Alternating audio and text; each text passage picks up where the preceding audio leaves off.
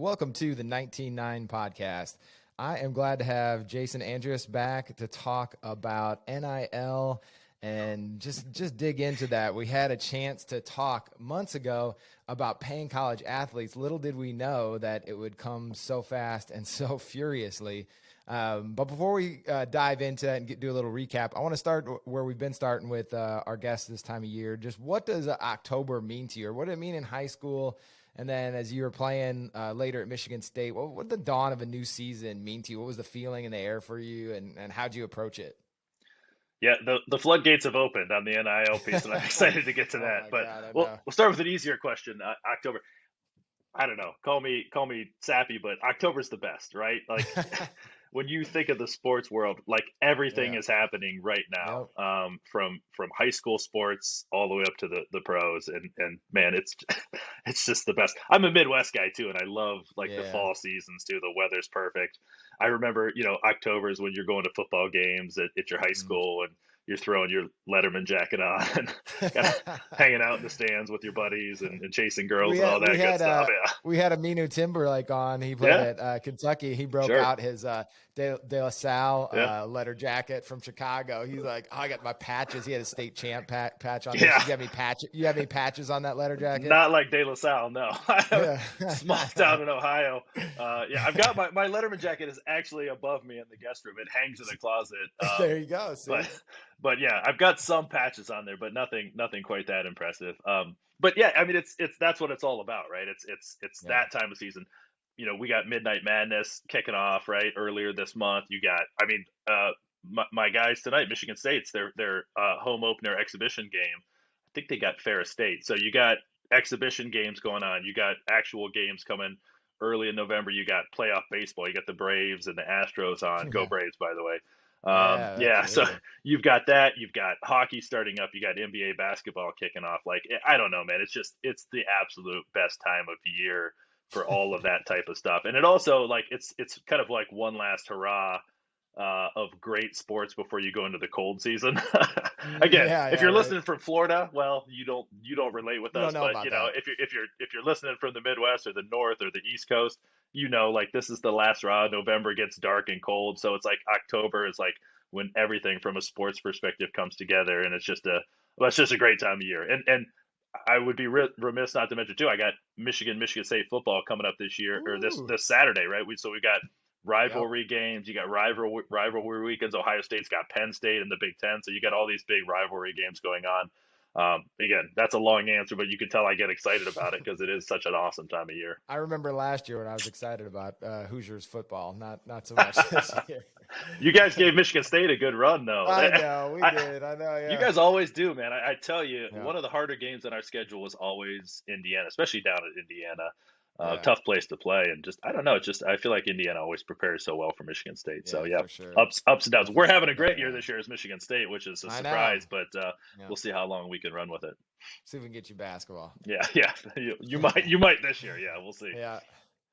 All right, let's do a quick recap. So, I mean, we started out with the premise last time Yeah. of saying that the easy question is, you ask anybody on the street, should you pay college athletes? And the answer probably 9 times out of 10 is going to be yes. It just seems like an easy answer. You see a product on the court that's of high quality and people paying to get in and buying merchandise, and there seems to be some kind of transaction that should occur or that the athlete should benefit. And, of course, they get some um, from their scholarship and the access to facilities Of and course. trainers and all that stuff. But there is it hasn't changed that much. And I don't know if you want to just kind of get into where we landed on, but I think that we took a step in that direction, but because of the dominoes that we talked about in who gets paid what and how much should they make, we kind of took a step back because the system of amateur athletics and college athletics is something that we both love.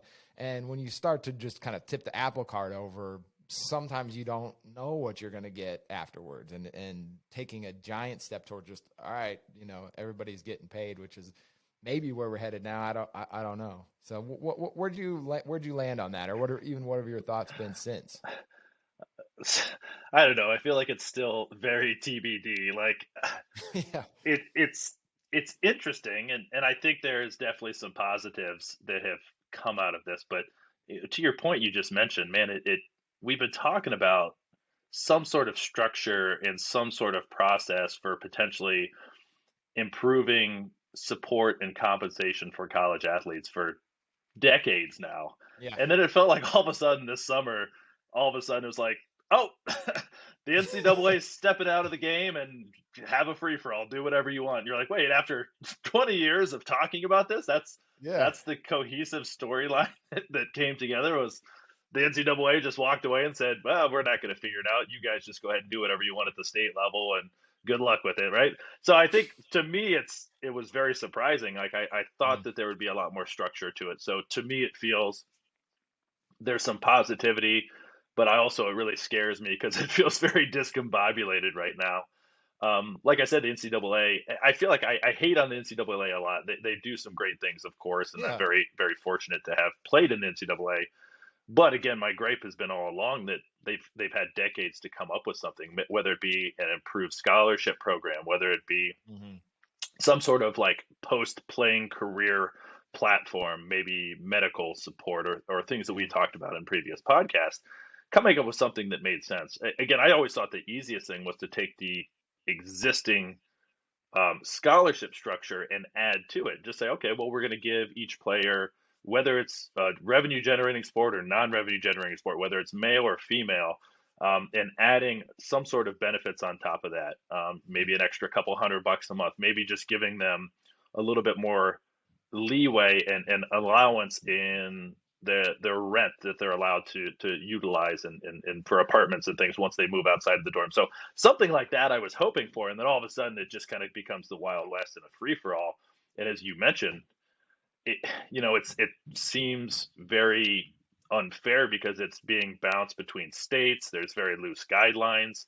Some states have really dug their heels in. Some states haven't done anything yet.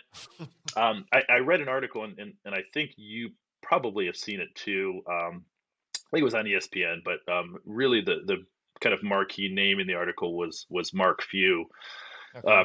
from Gonzaga. And he was talking a lot about the recruiting side of things, which has always been a concern too, right? That's one of the Hmm. pieces of playing at paying athletes, excuse Right. me, that could disrupt the system. Is you got one state who's saying, okay, it's a free for all, pay your players whatever you want, and some states saying, hey, we're not going to participate in that yet. How's a college in that state that's not participating going to recruit? It's almost a complete black and white, advantage disadvantage for those two states. So you start to see programs and universities at any level sport, right? Again, revenue, non-revenue, male, female, that are going to have a hard time drawing recruits, at least in the interim, until something gets a little bit more ironed out in the long term. Yeah. I, I think that, the analogy you drew is just like the length of time that they had to make Right. steps towards something that seemed obvious, and the just lack of the lack of progress. And like you said, I think that it is been clear the entire time that the NCAA does offer something, because if you go to, an Indiana football game or basketball game, there are tens of thousands of people there, and literally everyone there is wearing merchandise that they Right. purchase. So it's clear that there is a product that people value, but it is about, like, part of that product is the athletes on the court, and finding a way to help them benefit from the performance that they're putting on for everybody. And it always felt like there was a disconnect between that. And I get how hard that would be to give up part of that, but and I don't know, so part of what I was thinking about with NIL is, has the NCAA given up some of that revenue? Like, where will the money come from? Because there's still only this kind of finite amount of money, and I think we hit on this a little bit too. Um, will it come out from, like people aren't spending so much at the college bookstore now? They're supporting the athlete that they like, their brand. I don't know, but I just wonder if they haven't kind of ended up damaging the brand a little bit, where people just associated, like my association has primarily been with Indiana University, and whatever athletes are there, whether they're good or not. and it's very different from how I've approached like my NBA fandom. So I always loved the Bulls, but Bulls hadn't started 4-0 since 1998 when Looking Michael good now, Jordan yeah. was there. I Yeah. know, so I'm back now, right? But in the interim, I was just kind of floating around, and might be I have a Luka Doncic shirt, right? Like, or something like that. It's more tied to the athletes rather than the schools, and so I don't know, for young fans, if that could be, they could kind of separate themselves from the school, or it'll drift towards the athletes, and you've got the whole kind of transfer portal that Yeah. plays into that a little bit too. So I think one of the things I wanted to ask you, we hit on it a little bit, is how do you think it would or could affect a locker room, and what would your approach be like? Because you had some big names that you played with, and there's a good chance that they might have been driving up, like one of the Kentucky guys signed with a Porsche dealer. They're rolling into practice in their brand new, Porsche. I'd be like, Right. man, okay, well, can I get a ride home from practice at least? Yeah. So I don't know. It changes the dynamic when there's that difference. There's already a difference in kind of notoriety, but the monetary difference is real world stuff. Yeah, and that's what's always been sacred about college sports, and what I think they've gotten right in the past is that it's been amateur, and Hmm. it's been amateur status. It's been fair. Players aren't paid, and if you ask a lot of, we'll talk about basketball, right? If you talk to a lot Yeah. of true basketball fans, a lot of times, there's very distinguished perspectives on NBA versus college, and me for one, I prefer college basketball because Mm. it's played for quote unquote the love of the game, right? No one's getting paid, right? Yeah. There's obviously benefits, in terms of, Sure. great, Yeah. you get treated very well as a college basketball player, but you're not getting paid tens of millions of 20, 30, $40 million a year like some of Hmm. these NBA guys, and you see the passion that's put out there every night. And the NBA has lost some of that, with the massive amounts of money. So does it start to change that as well? That's a huge concern Hmm. as you start to see some of those shifts. Your question is a great one. How does this potentially change relationships between teammates? Hmm. My hope is that it doesn't, but of course, how could it not? You think you've got Yeah. you look at Ohio State, right? And Right. I've mentioned this before. I'm a fairly large Buckeye fan coming from Ohio State. My dad played there. My uncle played there. My mom and dad met there. So I've always been a Buckeye Yeah. fan, second to Michigan State, of course. But if you got your quarterback who hasn't even played it down yet, and he's making $1 million or signing Yeah. contracts for millions of dollars, and you're an offensive lineman, you're not getting anything, and you're getting beat up day after day, Yeah. blowing your knees out, can't walk, your back's bad. How is that not necessarily going to impact relationship, especially if that quarterback comes in making all this money and then they don't play well, right?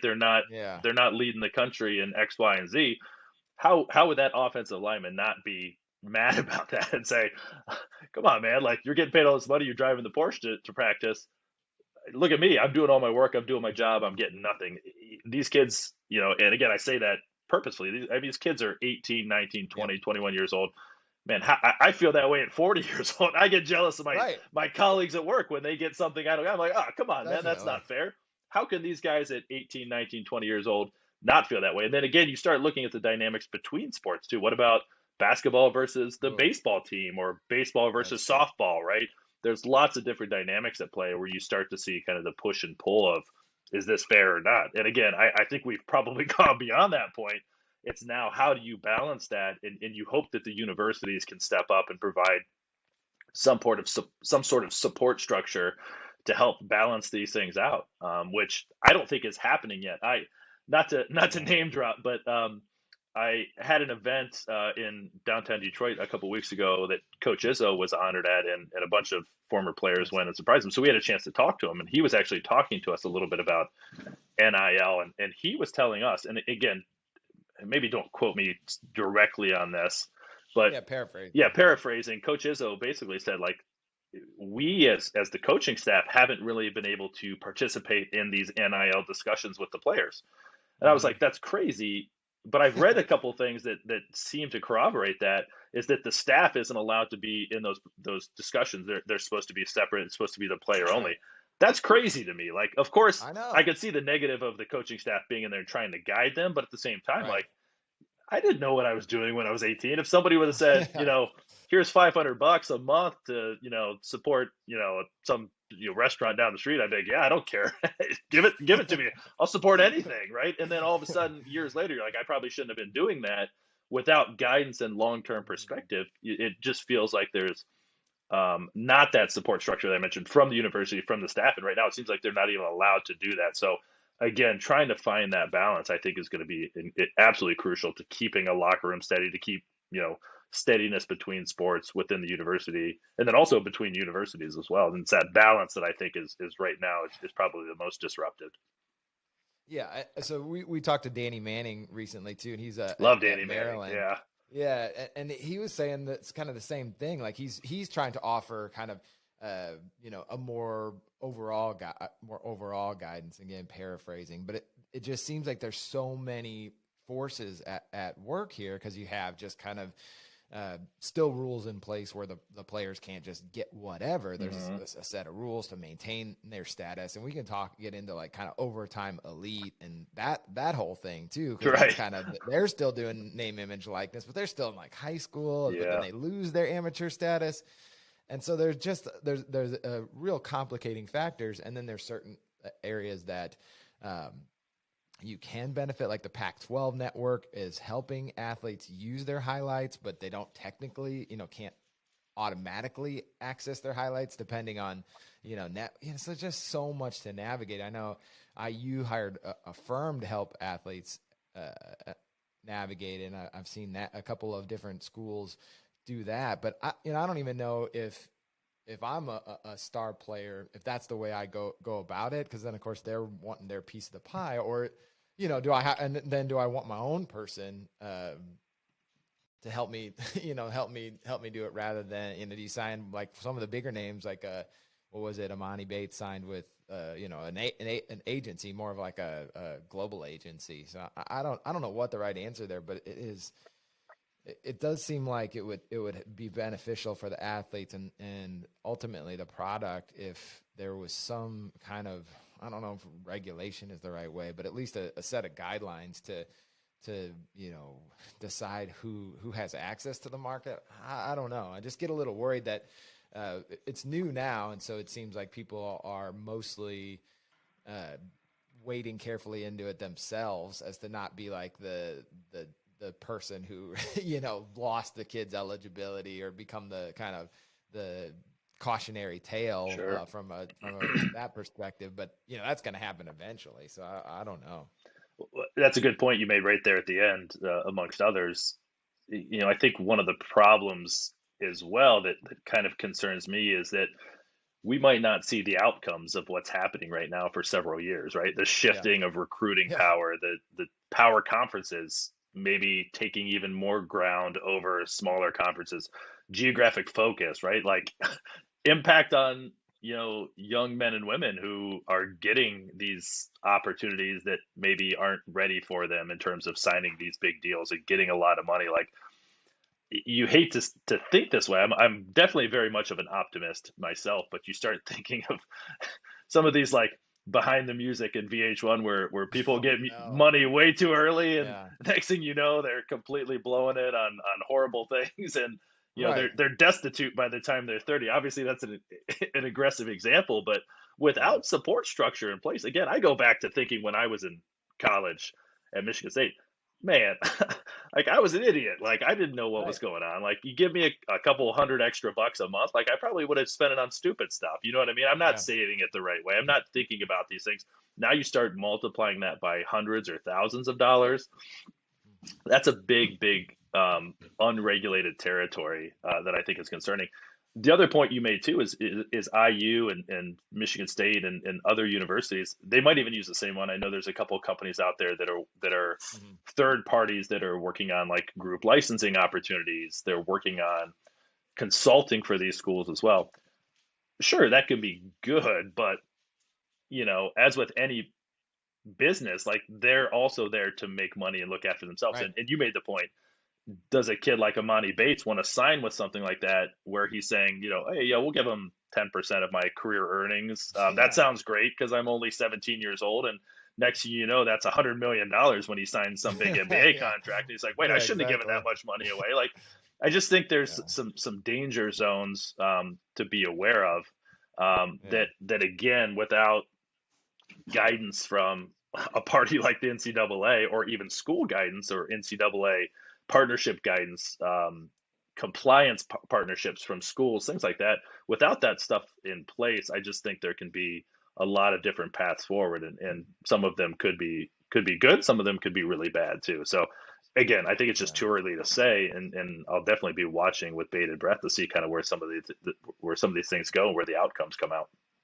Yeah. I just think that, you know, it just it seems inevitable that there will be some, twists and turns. You mentioned a couple there, but you think about like the record companies back in the day, or music artists, years and years ago, when things were just kind of the Wild West, and you sometimes don't know your value. You're a Yeah, freshman coming in. I think about Oladipo at IU, and I'm yeah. sure you could name Michigan State examples where they come in as freshmen, not heralded, and you're like, oh yeah, I'd love to sign up with this company, and then all of a sudden they're the number 3 pick in the draft, and you've Right. got this contract hanging around your shoulders, and or you can think about I mentioned, I don't want to pick on the Kentucky guy, but just the Porsches in my head. Like if he gets pulled over in that Porsche, like what happens if you're you can think about it from the flip side too. Like what happens if you're the company then? Like do you cut bait on that guy? Are you now standing behind them? I mean, one of the things we That's a talked great about, point. Josh talked a little bit about, was just they want to get into the space obviously as well, because it's kind of an inevitability now. But for a lot of companies, they're just kind of still looking at like what is the way to make a positive impact in this space. How can we benefit the athletes and forge relationships rather than just kind of making the headlines. Yeah, absolutely. I think there's good ways forward and bad ways forward. You bring up some really great scenarios too. That I hadn't necessarily thought of. Right, like Hmm. what happens if these kids get in trouble? You see it every week, right? A different kid in Yeah, college is in trouble for a different reason, right? And again, that's same with pros and everywhere in between, and same for yeah, every sport, right? There's yeah, lots of coverage there. What happens with the stresses of those things? Does it make student athletes behave better because they know they have money on the line now? Maybe not. Maybe you've got brands dropping kids when they do yeah, something stupid, which again tends to happen sometimes yep, every now and again. So it's tough to say. And again, yeah, you got. I love your connection with the record industry, because hmm, I mean, how many different fantastic musicians? I mean, some of the biggest musicians in the world, they signed these contracts when they were very very young, and they basically gave everything away. You look at somebody like Taylor Swift, right? And she didn't yeah. even have access to her master recordings. It It's just just nuts. I mean, and you think like, but you how could don't that know. even You happen? you hit on it. Like you're 18. Like Right. the last thing on my mind, is especially for athletes or artists, and not all of them, but a lot are like caught up in the moment, the Yeah. performative part of it, and just the like you said, and you don't want to lose that, because part of what we love about watching these guys perform is that they just love the sport, right? There Yep. is. I don't want to say that you lose something with the professionalism, because obviously I love watching the NBA too, but there is an understanding. You hear guys in the NBA. I'm sure you talk to some of those guys that they understand that it's a business, it's a job, and that does change your relationship. Making something a transaction changes the shape of it in some ways. Yeah. The old adage is, you go from calling your college coach to you get to the NBA and you call them by their first name because you make Yeah, 10 times more money than they do. exactly. And Yeah. and there's a level of mutual respect there, of course, but you lose some of it as well, right? Like Mhm. it throws that power balance off. Does that start to happen? I think of Well, does it become about, am I going to get my next deal too, right? Coach just benched me. I've got a deal in the works with Nike or Yeah, whoever. Am I going to get that anymore? That can really change that dynamic. Do I need to put up the stats? What stats do I have to get that next piece of the pie? sure. That's a great point. My only experience here is I played a couple years overseas Hmm. in Europe, and that was my only experience getting paid to play sports. But Yeah. and it was fantastic. It was super fun. We talked about that obviously in one of our podcasts where we talked about European basketball Hmm. and playing overseas. But there was definitely some pressure. It went from being a part of a team and an amateur athlete at Michigan State to all of a sudden you're getting paid, you have a contract, and especially in Europe where the legal contracts are a little looser than they are here in the States, man, Right. they could cut things at any time. If you didn't perform, you didn't put up the right numbers, you weren't getting enough wins, like you got sent home overnight. Like you hear horror Right. stories from guys playing overseas, and it's still the case. So all of a sudden you've got three Americans on a team in Europe, and all they want to do is, hey, I got to score 5 more points a game, or I'm going to lose my contract, or I won't get a big Mm. as big a contract next year. Now replicate that same type of ecosystem and layer it on top of the NCAA, because that certainly could happen. You look at a Big Ten program, you look at a Big 12 program, you're telling me again, going back to impacting the locker room, like a guy who is a role player who's not getting the big contracts, he's not going to say, well, shoot, maybe if I score 3 4 more points a game, maybe I'll get that, a little bit extra money. And now all of a sudden, instead of playing team basketball and doing the role that he was recruited or she was recruited to do, they're trying to throw a couple more buckets in so they can get a little bit more money on the side, right? Again, it's a silly example, but you get the idea of how these things Yeah. could run and compound. I think an interesting point is who loses in all of this. Where are where are Hmm. the potential dangers of something like this? And again, I promise I'm a very optimistic person, but Yeah. this is such a tricky one that I try and look at both sides of it. Of course, there's like the kind of the very clear one, which is what we talked about already, is like non-revenue generating sports, and Hmm. maybe women based or female based sports. They could certainly take a hit, right, if they're not getting paid at all, or getting paid the Yeah. amount that the male athletes or the big revenue generating sports are getting paid. So that one's very clear. That's been talked about a lot. I don't know the answer there. Some sort of balance, I think, is definitely needed there. Yeah. You start looking, which I think is interesting. You start looking back, like, look at programs that have had to vacate wins with either minor or major violations. I always think back, again, going back to Ohio State football. I think back maybe 10 years ago or so, where some of the big players for Ohio State football were trading jerseys for tattoos, right, in Columbus. So they take a jersey that they had earned and sweated in and bled in, and said, "Hey, this guy down the Yeah. street wants this. I'll sign it for him, then I'll get a free, $400 or $500 tattoo." And of course, Ohio State got caught with that. They had to vacate some wins, and then they were not allowed into the postseason the following year, which I think they were undefeated that year. If memory serves, you have to double check and fact check that. Yeah. But now you look at, well, all that's totally legal now. Like that seems a bit Right. unfair. Like you have all of these like Yeah. fairly And minor do you violations. restore that? Yeah. Yeah, do you restore it? Do you consider it? Do you throw another asterisk in there and say, well, this actually wasn't as bad as we thought it was?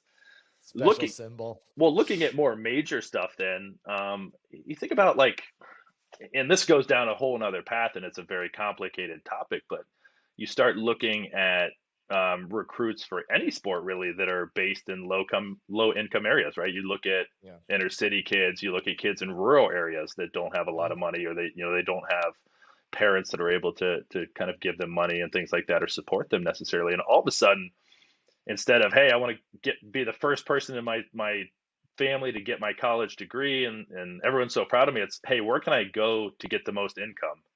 And that's natural, right? Like if I It's a can if I different can make equation money, now. send money back to my family. Sorry, what was that? Right. That's a different equation It now, is, yeah. So Yeah. so now if you start to put money on the table, it's less about where is the best opportunity for me to go play and get an education, and more about where can I make the most money, either for myself or to give back to my family, or whatever it might be. And then the last piece, and again, this sounds dramatic, but I wouldn't necessarily skip over this, is without regulation, where is this money for NIL deals coming from? And maybe it's my lack of understanding and knowledge. So if that's the case, feel free to correct me. But Yeah, well, it's brand new, so I mean that's kind of what we're well, getting at. Is that it's nice to put a time demarcation down now to talk about it, and we can come back again when we all know more about it yeah, and keep going with it. I think that's what's fun because 6 months ago this didn't exist, and then exactly. poof, it just like materialized. Sure.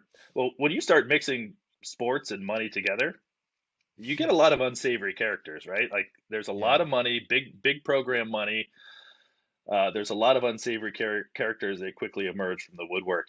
Again, like if you're not exactly sure where this money's coming from, and all of a sudden somebody's coming to you as an athlete saying, "Hey, I'll give you an extra $1,000 a month," if you yeah, support my car dealership or whatever it is, and all of a sudden you're yeah. not playing well, like what happens, right? Do they pull I that money know. from you? Like, are there more dire consequences? Like, I don't know. It just seems like it can get into a very slippery slope. And again, I wish I had an answer to it, but without that regulation that we talked about at the beginning of the conversation, having some sort of governing body to overlook this, um, what does that look like? Who's bringing these deals to the table? Are they who's looking at them? Who's vetting them?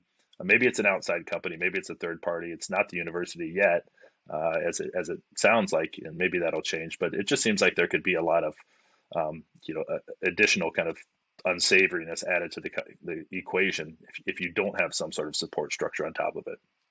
Yeah, I mean, how much is going to fall on the Yeah. coach too? I mean, the coaches already have so much on their Oh plates. man. We talked to Jesse Washington, and he did the book on Coach Thompson, and he talked about just following players to the to the bus stop and seeing where they got off the bus at, and talking about Lonzo hanging out with one of the famous drug kingpins in DC, and Right. just having to have that guy in his office and sit down with him and be like, stay away, and I'm not saying that that's going to happen, but this introduces an element of uncertainty where if people can now freely approach athletes outside of the coach's kind of purview and offer money, they might not even know about it. Like this at least is like, where are you, he can kind of know like where are you getting that money from. It's almost like you have that controlled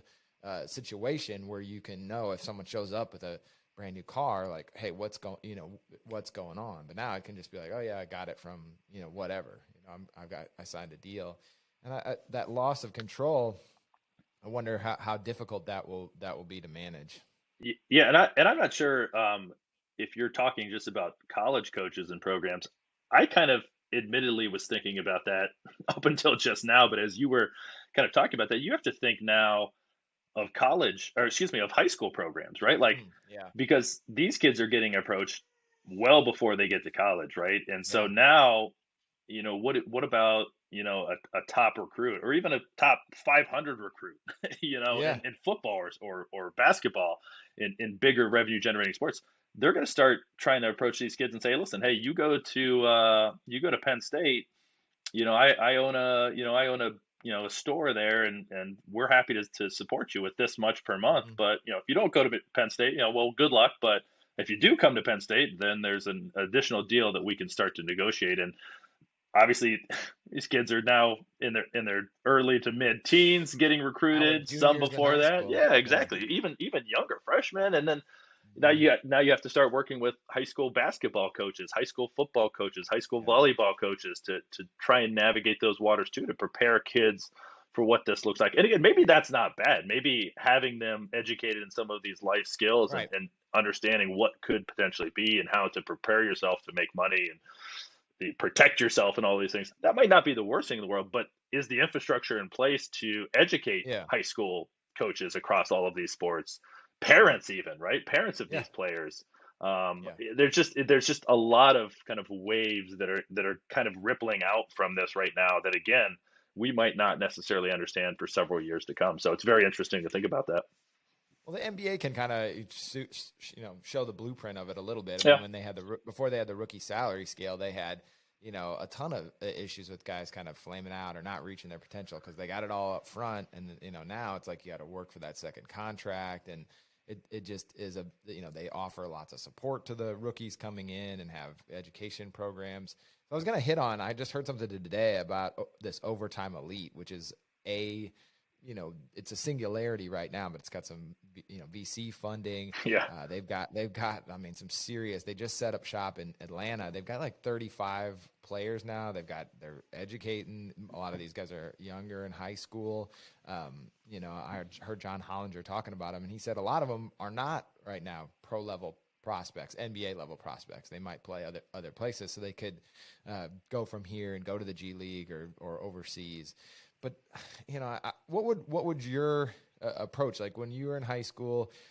Would that have been something that could have been tempting to you, do you think, or was it always kind of a mindset like the college game is what's for me? Because I don't know, like from a competitor's standpoint, I think that's what still would get me to college, like Amani Bates going to Memphis. I mean, I'm sure he got dangled offers from other places, but ultimately for me, it would come down if I was that level. I want to go to the place where it's most competitive, and that still seems like, and most fun. That seems like college still. Yeah.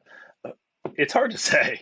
Yeah. I'd like to think that these opportunities wouldn't have had a big impact on my decision to go to Michigan State. I've talked Hmm. about why I went to Michigan State, and I wanted to win, and I wanted to play for Coach Izzo and be part of a family.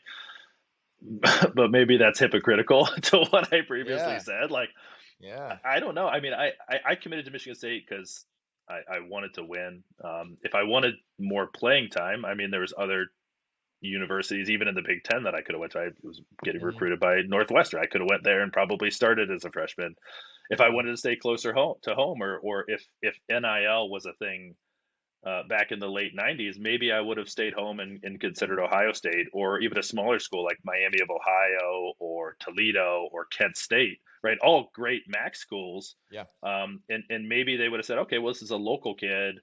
Maybe some of the local businesses would have given me more money via an Right. NIL deal. Maybe that would have impacted me saying like, hey, I want to go to Michigan State and win, but I can make a lot of money if I go to Toledo, and maybe Yeah. that would be more important to me, and Yeah. maybe that would change things. So, if you just want to focus on the education aspect, if you want to focus on the winning aspect, it probably wouldn't have changed.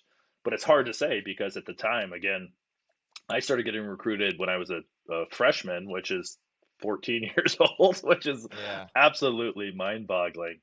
It is. But at the same time, it's hard to say that it wouldn't necessarily impact you. I'll say back to your point, I'd never heard of Overtime Elite until just a couple months ago, and I think they're obviously Mhm. fairly new. I tend to Yeah. follow. I love college basketball. Obviously, I love NBA basketball, so I follow the process between the two as well. And I always look at kind of what's happening in the draft and with prospects and things like that. I was looking at some of these draft prospect boards, and some of the players were listed. Their college, it's either here's the college they're at, their high school, or they come from overseas. And then I saw a couple guys that were like Overtime Elite. I was like, what the heck is Overtime Elite? Yeah. And I started down that rabbit hole researching what they were, and I was like, this is so strange. It doesn't feel Yeah, like one of those. It's gonna be Donda Academy Yeah, with yes, Kanye next exactly. year. Yeah. It doesn't. It feels like a shell. Like it's not even like there's a lot of these university, or excuse me, these high school programs are like these prep Right. academies will be built for athletics. Doesn't even feel like They that. seem like the prod. Well, Yeah. they're kind of this is kind of the evolution of that, Yeah, right? it's It's like another step beyond that. Like that, the yeah, prep academies don't even feel right now. All of a sudden, it's just like nothing, and you're like, yeah, some of these guys are even talking about not even playing in high school and just working out with trainers right. and going to Well, they don't. draft combines and things like that. Even their season, they don't really have. Who do they play? Yeah, Right? They don't there's really have. They're playing some of the IMG Academy, and they're yeah, going to play like some overseas teams who are prepping for like the under 20s. So that the natural fit would be like play G League teams, but of course the NBA doesn't want to do that of because course. that's not in their Yeah, interest. So yeah, I would guess that maybe they hope to scoop up enough people to maybe form like a small league like a city league, a city league. Maybe they plant in a few different major metropolises and have like enough guys in each city to have maybe a city league, or travel from those two leagues and have like a champion from it or something. I don't know, but I mean the amount of money, like the pictures I saw, that I've have seen a it. Yeah, plan at least long term to to make money off of the product that they're putting yeah, out there too. How they're going to do that? Maybe it is the social media following. So Overtime Elite grew out of, highlights Hmm. and social media. So I kind of wanted to get into that because I think that does kind of is a way that the playing field is leveled a little bit for the female athletes, for other sports, where you have this opportunity to create, what the pros do is create a brand of themselves, right? Like the brand isn't Michigan State, it is me, like I don't need the college's name even on my shirt. It's just, Mikey Williams or whoever, and people follow me, and I don't know, how do you wrap your head around that, for Duke, I think, is kind of leading the charge in this area. They've got a co-founder of a company called Air, which is like a content management company, Okay. and they are really out there. They've got a bunch of social media hub is what they call it, and they load everything up, and they are just getting out there, finding those deals for the players and helping them coordinate that stuff. And they kind of see that as the opportunity for the athletes. So I don't know, but it's interesting. It's kind of a different, a third rail almost. Well, yeah. You're kind of tiptoeing from 10 years ago to now, right? Like, Yeah, and there's right, been such exactly. a proliferation of social media and access. Like, if you asked me to show you some highlights from when I was in high school, I'd have to get out a VHS cassette, and it probably wouldn't work anymore. And now you got players who are legit bona fide all stars in the NBA, Yeah, like Zion Williamson. Like, Zion came out of nowhere. Obviously, he's incredibly talented, but the first time I yeah, saw Zion was like on a YouTube video that my buddies yeah. were sharing around. Like, yo, look at this guy! Like, this guy's crazy. He's like 16 years old, and you look at like LaMelo Ball, right? Like, this guy's putting up Hmm. 100 points a game in high school and stuff like that. And you're like, Yeah, what is this? Like, is this real? yeah. And I'm a skeptic, and I'm like, I don't know, this guy, like, that's terrible Right. basketball. Yeah, And then let's now let's look at him the though. first Zion ones especially look Yeah, fake, where he's got like yeah, the kid who looks like me, yeah, pushing and them, yeah, as a freshman. Yeah, I'm yeah, like, come yeah, on, like yeah. that's not real. It seems like a Hollywood production here, right? Yeah, But exactly. look at I was a bit of a Lamelo hater, and now Yeah, he's the he's real definitely deal. translated. He Yeah, is. and so you start to see that actually happening right now, what you were just referring to, and you see, if I'm a high school kid, or a middle school kid coming in high school, obviously I'm following all of those same people on social media, right? I'm following Lamelo, and I'm seeing how he came up, and I'm going to say, well, I'm going to try and replicate that too, because that could, potentially Hmm. help me. Again, it's so overwhelming though to think. I was talking earlier, like, these guys are 13, 14, 15 years old. Yeah. Like, when I was that age, all I cared about was playing Goldeneye with my buddies after school, right? Like, Nice. who got first Solid. pick, who got a Yeah. beyond job versus, Yeah. Yeah. and that's the type of stuff we were worried about. Like, trying to throw, like, oh man, I got to get my social media posting in, or I got to get to the gym and get some highlights in. Like, Yeah. that just feels so overwhelming to me. But again, maybe I'm just proving that I'm getting old and cranky, and that just seems like so much work to do all of that. And again, just puts more pressure on these kids to worry Yeah. about more than just, being a kid and playing basketball. And that's where my worry lies. I've got two little girls, and I'd start thinking about, if they were to get into sports, like, having to go through that type of pressure, it just seems like a lot. But again, maybe So that's what the would your direction approach that we're be going in. with social media? Just, I mean, obviously it's an Oh man. evolving take, but I mean, it's they're gonna want to be a part of it, Yeah. and then it's sort of a feedback loop where it's like the more followers you get, the better it is. But of course, that comes with all sort of you mentioned some of the kind of responsibilities, like getting a post up, but it also comes with like tons of people hating you all of a sudden Yeah.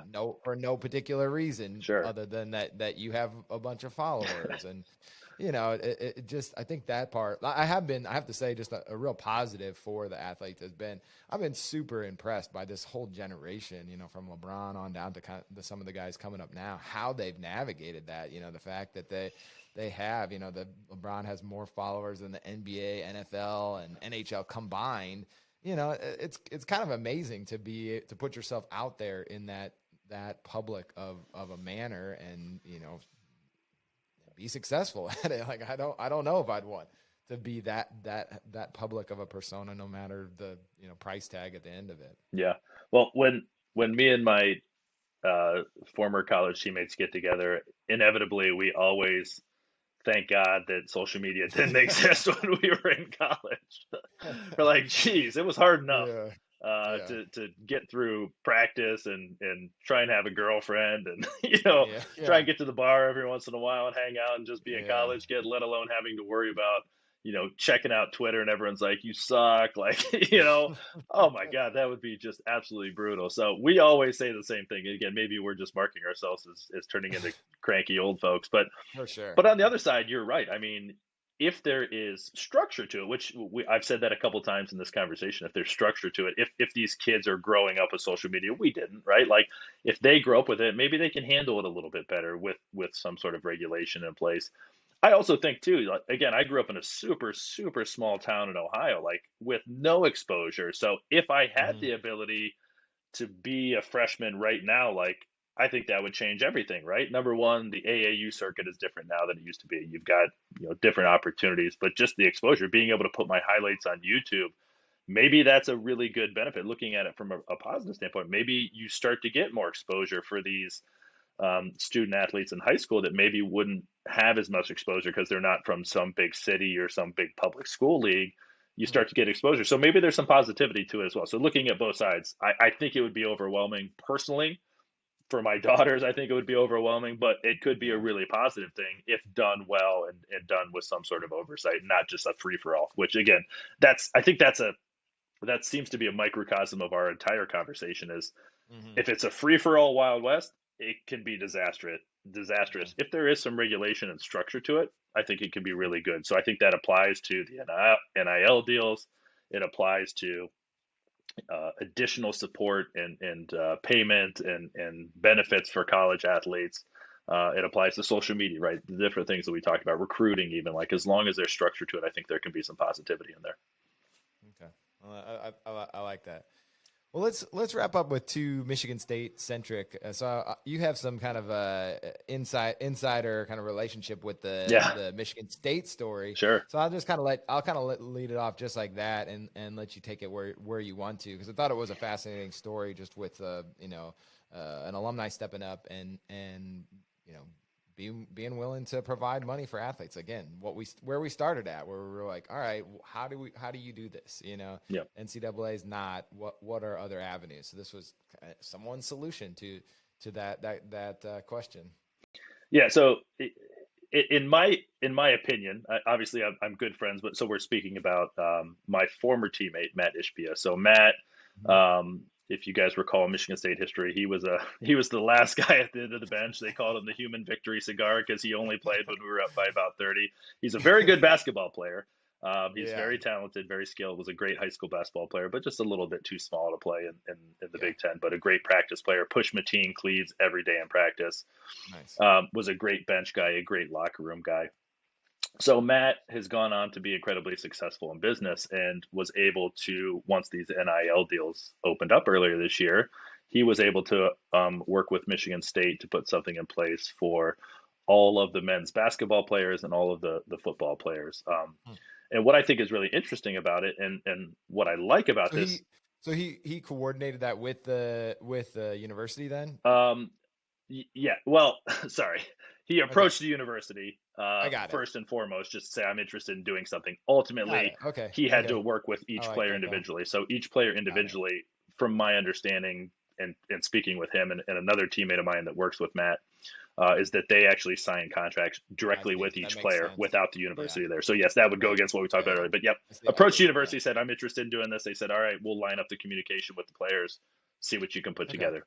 I like that. What I like about it is obviously this still apply all of the things we talked about already still apply to this, right? The Hmm. goods and the bads and the regulations and things like that. But what I like about it is number one, Matt's a former athlete himself. So he Yeah. isn't just some random person that said, hey, I want to support this university, even an alum, right? Like this is somebody Yeah. who played men's basketball and was very successful at the university. So he's going back to give back to his program, just like Draymond Green came back a couple of years ago and gave a couple $1 million to build some, Might weight have a rooms and things like building that. named Right. after him. Exactly. Right. Right. Yeah. Very Yeah. nice. So Matt Yeah. Matt has done lots of great things for the university, including this. But what Matt said was, listen, I don't want to come in and just put some $20,000 deal with the quarterback and the point guard. He basically said, I want to give each player on the team, from the quarterback to the very last walk on that just barely made the team, the Because he walk knew. on punter, because he knew, because he was a walk on himself.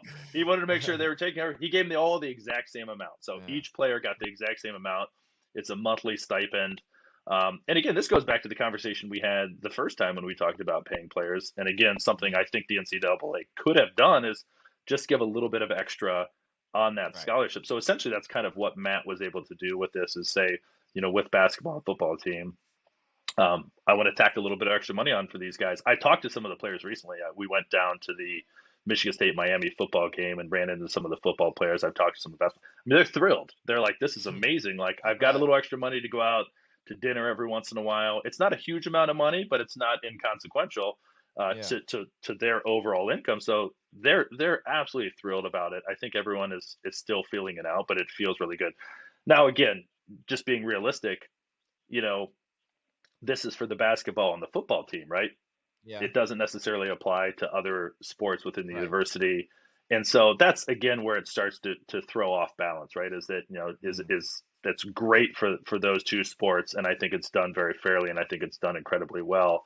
But it doesn't necessarily apply to other sports, to women's sports, to non-revenue generating Mm. sports. And again, that's where the discrepancy comes into play. So I don't know how to necessarily solve that. Again, I've always said that, No, but yeah, I I don't. think there's some interesting steps, and it's not a complete free for all. It's not like, somebody Right. came and said, here's $1 million and a free Escalade. It's like, let's do this in a thoughtful, even keel way. And I think something like that could potentially be replicated to other sports as well and other universities. So I think it's interesting. And I think that makes me feel a lot better about NIL than some of these other deals that I'm reading about that are higher dollar amounts and a little less regulated. Yeah, it seems like, again, like that feels like the relationship is built in there on a lot of different levels, like Sure. doing it the right way, following kind of a bit of chain of command, where it's like, I'm not just gonna a free for all, but I've got a plan and a rationale behind it, and it just feels, I'm not necessarily just after it for notoriety or a quick win, and I think that's ultimately my hope, is that there are, like, the companies and the universities help the athletes to the extent that they can to navigate those waters and, attach themselves to things that they can be proud of, and to companies that will be, proud to represent them too. Cause I think you're right. On the flip side of that, it is a real opportunity for a lot of these guys to just get a little bit of walk around money. Most won't ever be pros. Most won't ever make a lot of money, but Right. I mean, in college, it doesn't take a lot to change your week. If someone had walked up and gave me $50, that Oh, man. would have made A great week. for a good night, right? Yeah, I'm good. I'm eating the big pizza every night instead of the little pizza. Yeah, So we were just back in East Lansing not too long ago, and we went to some of the, grabbed a beer at one of the bars there just to enjoy the weekend, and I think the beer was like $2. I was like, no, I man, forgot you're like, forgot how cheap wow. beer is in college towns. Yeah, Like 50. 50 Think bucks about goes a long $50. way. Whew, man, might be too much. Maybe I need to pare that back Yeah, even. exactly. Yeah, yeah. So I love again, I love the idea of finding a more fair way to support student athletes. I think there's other options out there, and we'll see how they play out. Again, I think it's still really early. Some of these things, if they go the way of what we just talked about with Matt, and Hmm. giving an equal amount and a very fair amount to players, and that can be expanded even further in a university, I think that type of stuff feels really good. Yeah. There's other things obviously that make you feel bad, that feel very unregulated Mhm. and unstructured. And if we can stay away from those, I think, and find some sort of middle ground, I think that there could be some really good potential. And again, hopefully what happens is the student athletes are better supported here, and it becomes more about them than it is about anything else. Yeah. So that's what the That's ultimate great. hope is, for sure. So we'll see. Definitely. We'll see, right? Yeah. All right, we're ending on this. We got to get your NIL players from Michigan State history. So a lot of times, you get asked, like, who are the best players in Michigan State history, but this one is, if you're setting up an NIL studio to market these guys, who would be your picks, and Charlie Miller from IU is pretty funny. He picked himself first, and then he, Shoot. and then he picked Andre Patterson because he could sing, so he's getting a singing career built in there. And Danny had a few funny answers too. He picked Wilt Chamberlain that first pick, solid. Didn't pick himself though, so interesting. So you can go any direction with this, but just the opportunity to take a different look at some of the greats in Michigan State history and how they might market themselves to the masses. With all the benefits that they'd have if they were playing today. Yeah. Oh man, this might be one of the best questions ever, but it's also very tough. Yeah. Well, it's tough. Like, yeah, you want to say the best players because I'm a marketing guy myself now. That's what I do. I'm marketing, advertising, strategy. So like this is right up my alley. Right up your alley. So I'm already thinking like, all right, how can we get back next week after you've had Yeah. some time to really Yeah. ponder. Let me draw out a couple business plans here. Well, let me throw a couple off the top of my head. And Okay. I know as soon as we end this call, I'm going to immediately regret probably half of these and be like, God, I should have done this one. It would have been a lot better. But all right, if we're talking about NIL deals, marketing, local kids. Okay. All right. So number one, easy, Magic Johnson. Yeah. He's our number one at Nice. Michigan State. Yeah. The That's like the Wilt Chamberlain one. best It's like, smile in the okay. game. How could you Yeah. not? The guy's name's Magic, right? Like, how could you not? He could market probably this? re-enroll now and just like lumber up and down the court and still be. He can be still number one. play. Yeah. Yeah. I mean, he's from Lansing too, right? So number one, Right. Oh, he's from gosh. Lansing. He goes to East Lansing. He's the local guy. The triple threat. Took him to a championship. I mean, he's probably one of the most marketable sports figures in history, let alone just for Michigan State. So Yep. that's an easy one. Easy one. If I had to do another basketball guy, since that's my sport, I'd probably go with Mateen Cleaves. Very, very similar reasons, right? You had Mateen coming just down the road from Flint. He, along with a couple of his co-stars from Flint, kind of started the Flintstones, if you remember that back in the late '90s. Great marketing. Yeah, right there, yeah. So you got the I can imagine the Flintstones. T-shirts Yep. already. They're already out there. There's tons of Yeah. them, and we used to see them all the time back when we played Flintstones. There's actually a hotel in East Lansing that just opened up, which is really awesome. They actually have custom-made Flintstone wallpaper that has like characters of Mateen, Antonio Smith, Charlie Bell, and He Morris needs to be Peterson. looking into that Yeah. NIL right Yeah, now. I talked to him Yeah, actually. that'd be I saw Mateen last night. We actually, believe it or not, we play basketball still on Tuesday nights. Nice. So I yes. saw Mateen last night. We were talking about this wallpaper. Shirts and skins, or you No, guys in God, no. pennies? Okay. No. We just try not to. My blow a shirts knee and out. skins Yeah. starts next week, so you got to stick with it. I don't know. You don't want to see us with our shirts off anymore. I know. Yeah. I know. Yeah, me neither. I don't want to see myself. So we'll do Magic and Mateen. I got to go two-sport star, Kirk Gibson. Okay. Played football and baseball. Obviously became one of the greatest Detroit Tigers Yep. baseball players of all That's a time. good one. He's from Waterford, Michigan, which is Okay. one or two towns over from where I'm living right now. So Alright. again, another local guy, but two sports. Come on, you can Man, market two yeah. sports anywhere. That's He was solid. a Yeah, stud in exactly. football and basketball. Nice. I gotta get a good football player in there. Let me think. There's a lot to choose from. I'll go back a little further to be fair. Okay. Bubba Smith. He Nice. probably one of the most dominant defensive players. Great name again. Bubba, come on, Charles Bubba Smith. He's Outta from. here. He's not from. I think he's from Texas. If I have that right, doesn't matter because Yeah. he played at Michigan State in the '60s, national championship, Big Ten championships. Bubba Smith, just a house, and went on to the NFL. Was an absolute dominant player there too. So I got to throw Bubba in there. That's a tough one. I'm probably going to regret that because there's probably another football player I'm not thinking of. I'm going to You go. can get by with Texas and Bubba. You got a good start there. I mean, you can really sell that. You might have some competition. You could but open up you some got a Texas solid. barbecue restaurants called Oh, yeah, Bubba's. Come on, I feel like my it's. gosh. Look at this. Yeah, That's- Texas that's my- barbecue in Michigan. Exactly, yeah, right? Imagine that. Yeah. Whole new market. Yep. I'm gonna go with a female on my last one. I like that. When I played at State, one of my favorite women's basketball players was a girl named Kristen Haney. She's from just near East Lansing as well, so she's also a local girl. That's awesome. And Michigan State women's basketball has always been pretty good, but I feel like right when we were there in the late '90s, early 2000s, led by Kristen and a couple other really great players. They, won some Big Ten championships, really kind of turned the program. And Michigan State's been a great program since then. So I feel like That's awesome. she's really turned things around. She went on and played in the WNBA. She won a WNBA title. I think she's still the career leader in assists and maybe points and steals. Like, if you look at Michigan State women's basketball, she was an absolute legend. So going back to our entire conversation, like, you need to she's get her on the super line after marketable. this, Yeah. and get her in that Flintstones motel right after you get Mateen's Exactly. deal done. Yeah. She's right next there. Yeah.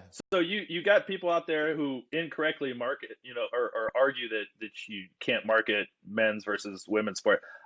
Again, that's always been one of my biggest problems is I look at somebody like her, like Kristen, and I mean, she was about as marketable as they come, both from a success standpoint. She was just super well put together. Like, she's super smart, super talented, broke all these records, went on to the WNBA, was super successful, and a local girl too. So like you throw that in the same bucket as like Mateen and Magic and Kirk, like Gibson, just being local folks. Like, how could you not NIL market the heck out of those For folks? sure. So, That's great. look at me, Yeah, I'm getting all excited. I'm that. like, screw it, break all the rules, give them all the money, and make sure I put my logo on their jersey. See, that's the point. Yeah, see, you get spinning on it because Get there excited. is an excitement tied to the athletes, right? I saw a Diana Taurasi franchise just put out a Diana Taurasi shirt, and I'm like, man, she's just so much fun to watch. Oh my gosh. And I think it does open up possibilities because sometimes the schools themselves can get kind of stodgy or stuck in the ways. But now, if you're promoting yourself, like, go get it.